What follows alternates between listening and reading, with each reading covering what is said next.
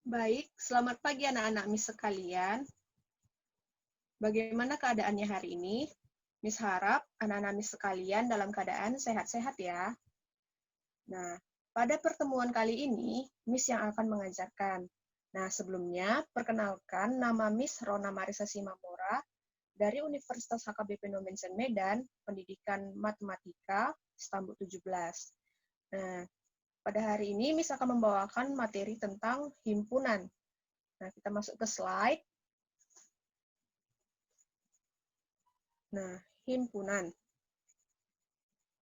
Kompetensi dasar kita hari ini, yaitu 3.4, menjelaskan himpunan, himpunan bagian, himpunan semesta, himpunan kosong, komplemen himpunan, dan melakukan operasi biner pada himpunan menggunakan masalah kontekstual.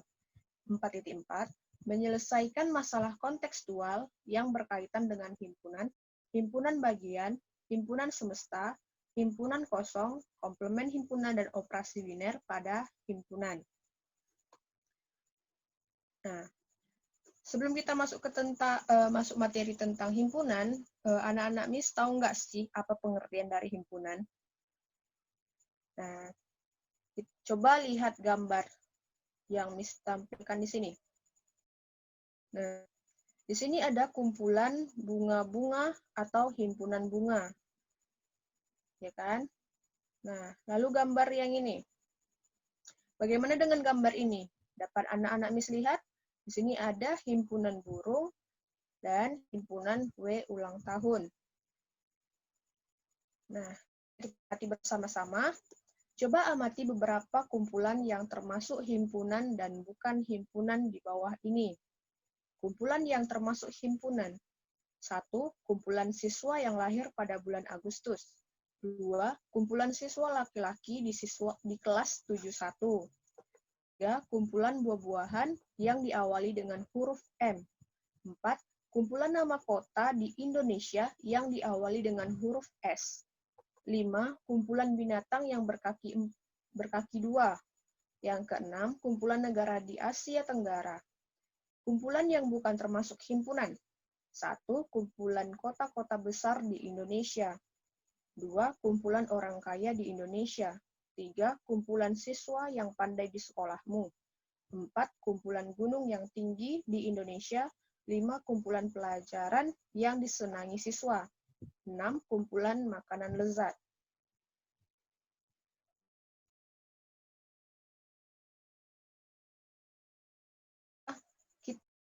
Nah, di sini kenapa yang di bagian dari kumpulan siswa yang lahir pada bulan Agustus, kumpulan siswa laki-laki kelas 71, dan seterusnya sampai yang ke bawah sampai nomor 6 itu dikatakan himpunan. Dan mengapa yang dari yang kumpulan kota-kota besar di Indonesia itu bukan termasuk himpunan?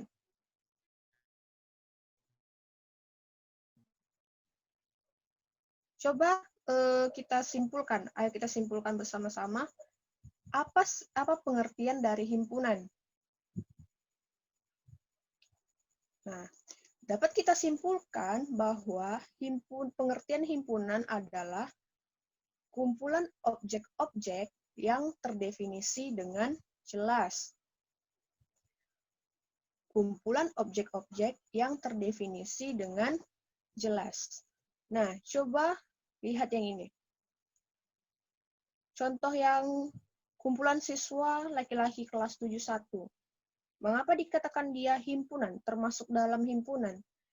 Nah, tadi kan pengertian dari himpunan itu dia kumpulan objek-objek yang terdefinisi secara jelas. Di sini kan sudah jelas dia, bahwasannya siswa laki-laki di kelas 71. Itu kan sudah terdefinisi secara jelas, bahwasannya dia itu, himpunannya itu merupakan kumpulan siswa laki-laki di kelas 71.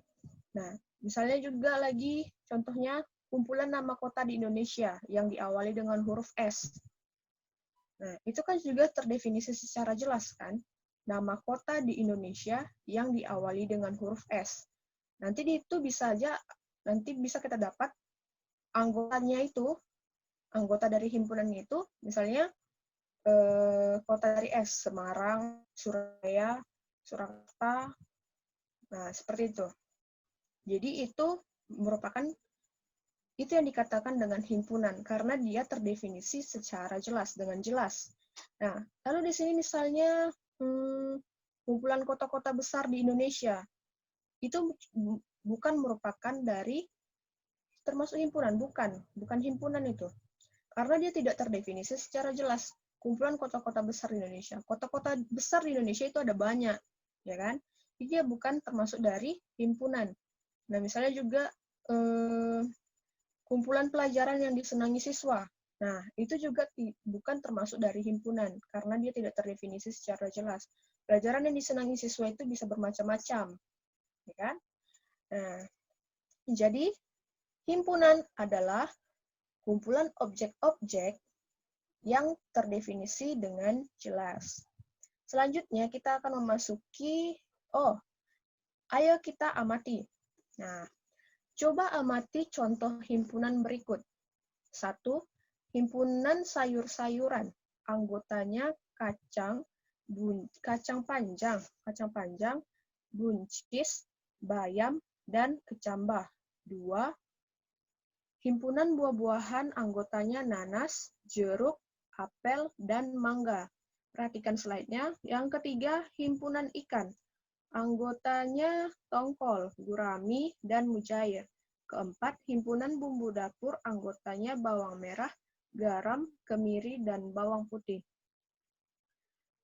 Berdasarkan dari himpunan tersebut dapat dituliskan sebagai berikut. 1. Anggota dari himpunan sayur-sayuran adalah kacang panjang, buncis, bayam, dan kecambah.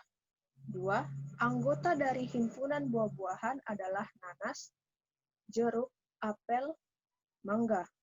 3. Tongkol bukan anggota dari himpunan bumbu dapur. 4.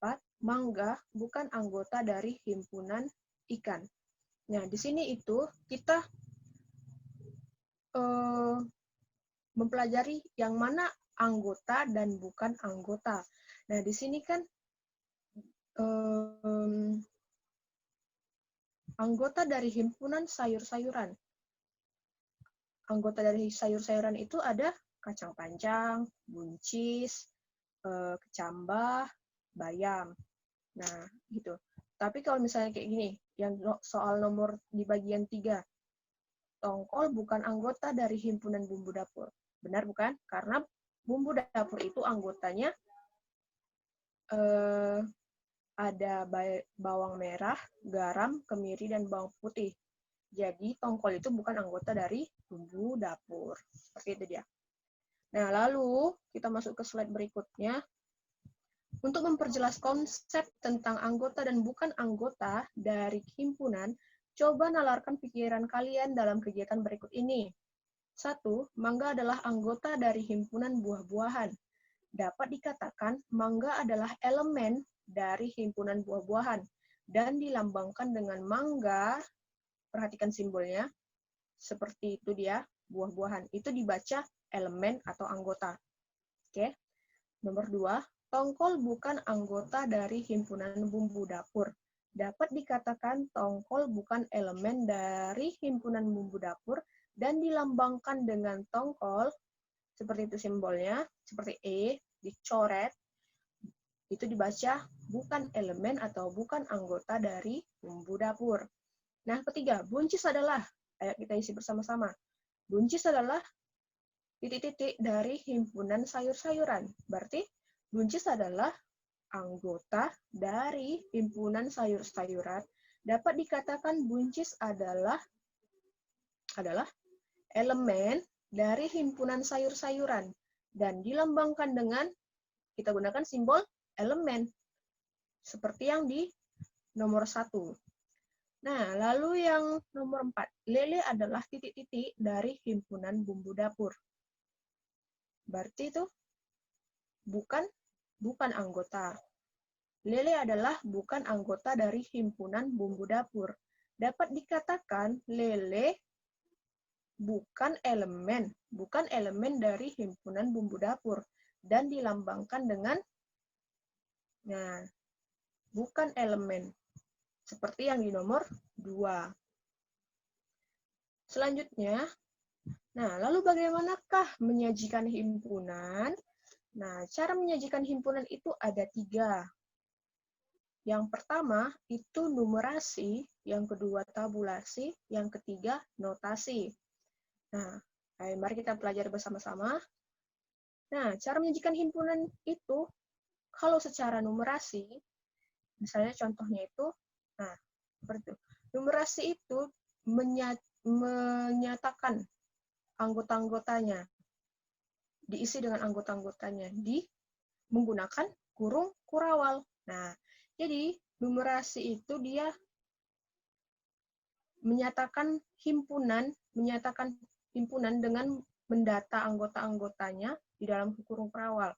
Nah, misalnya itu yang seperti titik pertama, 2, 3, 5, 7. Titik kedua, A, I, U, E, O. Nah, menyebutkan anggota-anggotanya. Lalu, cara menyajikan himpunan yang kedua itu secara tabulasi. Secara tabulasi itu dia dengan menuliskan sifat yang dimiliki anggotanya. Menuliskan sifat yang dimiliki oleh anggotanya. Nah, himpunan selalu menggunakan huruf kapital. Nah, jangan lupa kalau himpunan menggunakan huruf kapital. Nah, pada yang ini, tabulasi titik pertama, itu dibaca himpunan A. Himpunan A sama dengan, nah, sifat dari himpunan A itu apa? Himpunan bilangan prima. Titik kedua, himpunan B. Itu sifatnya itu sama dengan himpunan bilangan vokal.